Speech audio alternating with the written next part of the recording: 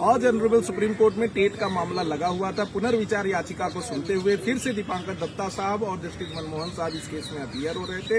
हालांकि अभी कोर्ट को प्राइमा फेसी ये लग रहा है कि इस केस में कोई वैलिडिटी नहीं है और उनके द्वारा जो 1 सितंबर 2025 को ऑर्डर पास किया गया है उसमें कोई त्रुटि नहीं है और ऑर्डर को रिजर्व कर लिया है। इस केस में देश के तमाम दिग्गज सीनियर एडवोकेट अपीयर हुए थे। ऑनरेबल सुप्रीम कोर्ट के जितने भी लोग सर्विस मैटर के एक्सपर्ट हैं, चाहे वो सिंघवी साहब हों, चाहे पीएस पटवालिया साहब हों, चाहे और भी अन्य वकील हों, वो इस मैटर में अपीयर हुए थे और उनका मानना था कि जो सब क्लॉज 2 है 2017 का जो ऐड किया गया, जिसमें यह माना गया कि जो लोग भी अभी टीचर हैं उन्हें टेट पास करना पड़ेगा, वो अगेंस्ट द लॉ है, उसको रेट्रोस्पेक्टिव नहीं लागू किया जा सकता।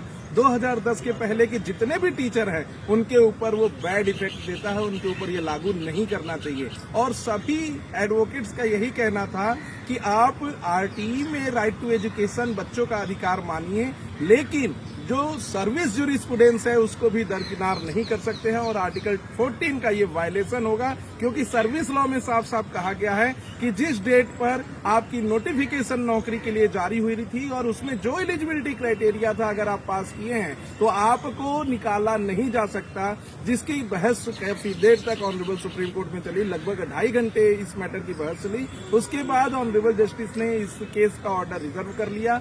आने वाले समय में इसका एक डिटेल ऑर्डर आएगा।